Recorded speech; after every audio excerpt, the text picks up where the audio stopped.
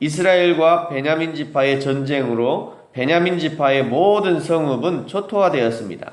20장 42절은요, 각 성읍에서 나온 자를 그 가운데서 진멸하였다라고 말씀하는데, 이 진멸 전쟁은 하나님을 알지 못하고 하나님의 진노를 받아 마땅하다고 여겼던 이방인들에게 행하는 그런 일이었습니다. 이방인에게 행해야 할 진멸 전쟁을 자신의 동족 베냐민 지파에게 행한 것이죠. 결국 베냐민 지파는 어린아이부터 어른까지 몰살을 당하게 되었습니다. 47절에 가까스로 광야 바위 틈으로 도망간 600명만 살아남았습니다. 오늘 21장 1절과 5절에 등장하는 내용은 20장 1절에 모인 미스바 총회에서 맹세하여서 가결했던 그 사항들 중에서 미처 밝히지 않았던 그런 사항들을 회상하면서 기록함으로써 21장에 기록된 사건의 배경을 나타내고 있는 것입니다. 그것은 곧 베냐민 지파와의 싸움에 임했던 이스라엘 백성들이 혈기에 사로잡혀 하나님의 뜻을 묻지도 않고 맹세하였던 두 가지 사항이죠. 첫 번째는 이스라엘 자기 딸들을 베냐민 지파에게는 아내로 주지 않겠다는 것이었습니다. 오늘 1절에 보시면요, 이스라엘 사람들이 미스바에서 맹세하여 이르기를 우리 중에 누구든지 딸을 베냐민 사람에게 아내로 주지 아니하리라. 우리 중이라는 것은 그 11지파를 얘기하는 거죠. 그 11지파에 속한 사람들은 아무도 그 베냐민 지파에게 딸을 주지 않겠다, 이렇게 가결한 것입니다.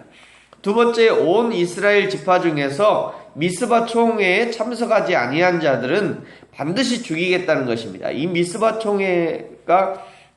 총회에서 뭐 했냐면 저 베냐민을 진멸하자, 이걸 가결했던 그 총회죠. 그 총회에 안 올라온 사람들은 다 죽인다, 이렇게 거기서 가결했던 거예요.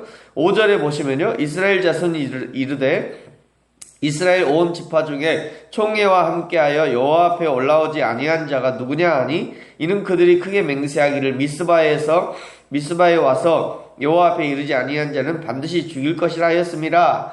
결국 전쟁이 끝난 후 이스라엘 백성은 하나님 앞에서 한 이 두 맹세를 이행하지 않을 수 없었는데 그것이 이스라엘의 비극으로 돌아오는 것입니다. 이스라엘은 분명히 베냐민의 만행을 응징하는 데는 성공했습니다. 하나님은 이스라엘의 손을 빌어서 하나님 앞에 범죄한 가나안의 죄악에 깊이 물든 이 베냐민 자손을 징계하셨던 것이죠. 그러나 그 결과로 이스라엘 공동체의 한 부분이 사라져버리는 그런 위기에 처한 것입니다. 범죄자를 응징하고 하나님의 공의를 세우겠다는 성급한 맹세가 한 지파의 멸망이라는 비극을 가져온 것입니다. 우리도 행여나 내가 성급하게 내뱉은 맹세 때문에 오히려 공동체에 어려움을 주고 피해를 끼치는 일은 없는지 잘 살펴야 합니다. 하루를 살면서도 우리는 다양한 결정과 다양한 판단을 해야 되는 것이죠. 만약 한 공동체의 리더라면 아주 신중한 결정을 해야 할 것입니다. 그때 주님께 물으셔야 됩니다. 한 번 더 물으시고요, 마지막으로 결정하기 되기 전에 한 번 더 물어보시고, 망치를 치기 전에 한 번 더 물어야 되고, 묻다가 말이죠, 이거 하나님의 묻다가 시기를 놓치잖아요. 하나님 앞에 기도하다가 묻다가 시기를 놓치면 걱정하지 마십시오. 그때는 주님이 하실 것입니다. 그만큼 성급한 판단을 주의하라는 것이죠. 이스라엘의 성급한 판단으로 한 지파를 잃게 될지 모른다는 위기에 처한 이스라엘이 통곡하면서 울부짖었습니다. 우리 2절과 3절 같이 한번 읽겠습니다. 시작. 백성이 베델에 이르러 거기서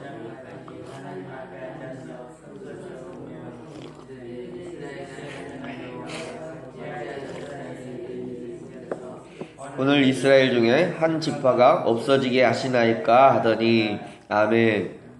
하나님이 약속하신 가나안 땅에서 약속의 말씀에 순종하지 않은 삶의 결과가 대성통곡으로 나타나고 있는 것이죠. 순종함으로 젖과 꿀이 흐르는 땅에 들어왔다고 행복한 인생이 보장되는 것이 아닙니다. 순종으로 들어왔으면 다시 그 땅에서 새로운 순종이 필요한 것이죠. 순종함으로 요단강에 첫 발을 내디뎠다면 다시 한 발을 더 내디딜 때도 새로운 순종이 필요한 것입니다. 이스라엘이 요단강을 건널 때는 곡식 거두는 시기라 요단강에 물이 언덕에 넘쳤다라고 여호수아 3장 15절에 기록되어 있죠. 제사장들의 발이 물에 잠기자 그때부터 물이 멈추기 시작한 것입니다.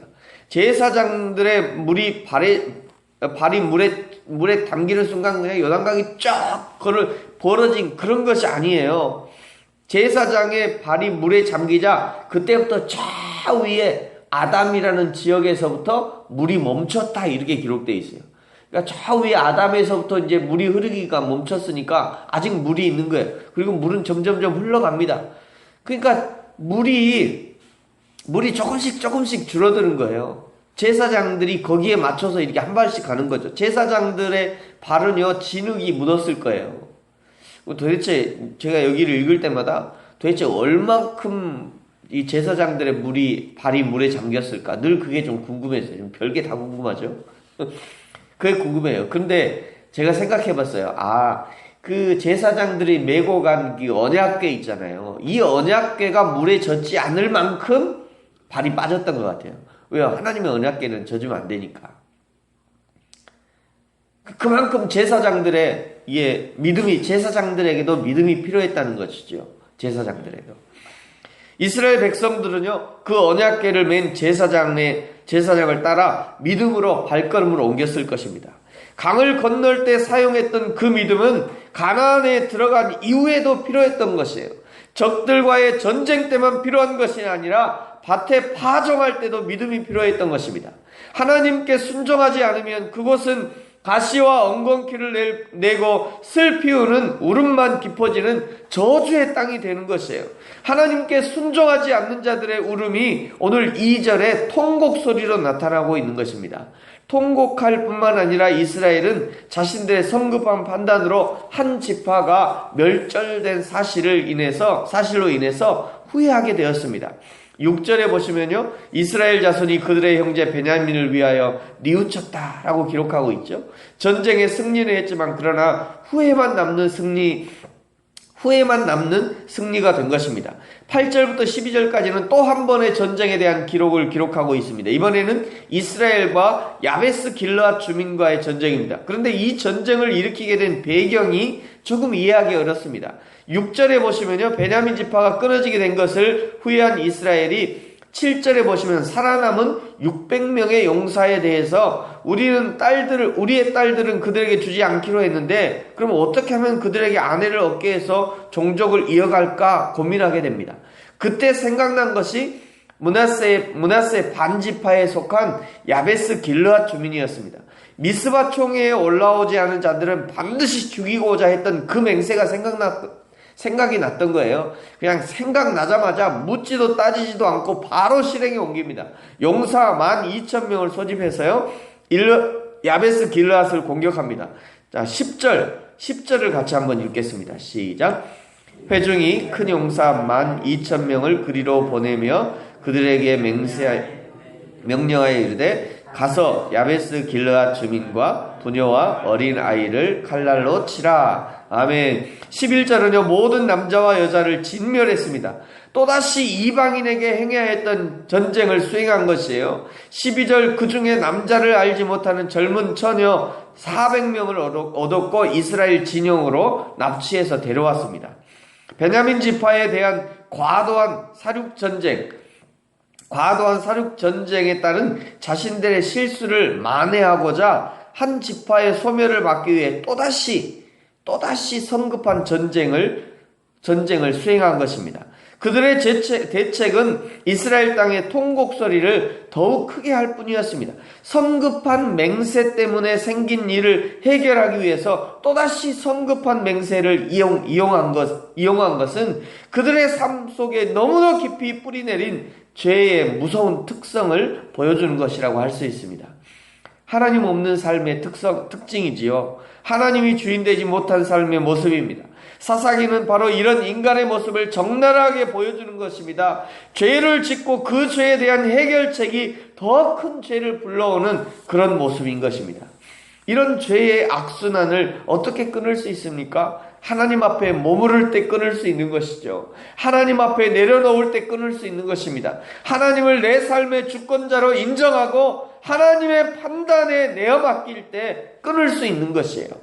사랑하는 성도 여러분, 날마다 겸손히 하나님의 뜻을 구하고 보여주신 뜻에 순종하는 것만이 우리의 삶의 슬픔을 걷어낼 수 있는 참된 대안이 되는 것을 기억하시기 바랍니다.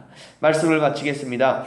이스라엘이 하나님께 묻지 않고 하나님의 뜻에 순종하지 않은 결과는 한 족속의 멸절 그리고 통곡 소리로 돌아왔습니다.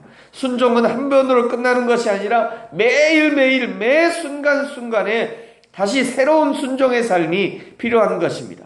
성급한 판단으로 생긴 이스라엘의 큰 실수를 만회하기 위해서 또다시 성급한 판단과 전쟁을 실행했습니다. 이것이 하나님 없는 인간의 실상입니다. 이것이 왕이 없어 각자 자기의 소견에 옳은 대로 행하는 이스라엘의 실상인 것이죠. 사사기는 하나님 없이 사는 인생이 얼마나 비참한가를 보여주는 것입니다. 사랑하는 성도 여러분, 오직 우리의 창조주 되시며 우리의 왕 되신 하나님을 온전히 우리의 삶 가운데 모셔드리고 오직 하나님이 앞서 행하시고 우리는 순종함으로 하나님이 기뻐하시는, 하나님을 기쁘시게 하는 우리의 인생이 되어지기를, 오늘 하루가 그렇게 우리 하나님을 기쁘시게 하는 하루가 되어지기를 예수님의 이름으로 축복합니다. 기도하겠습니다.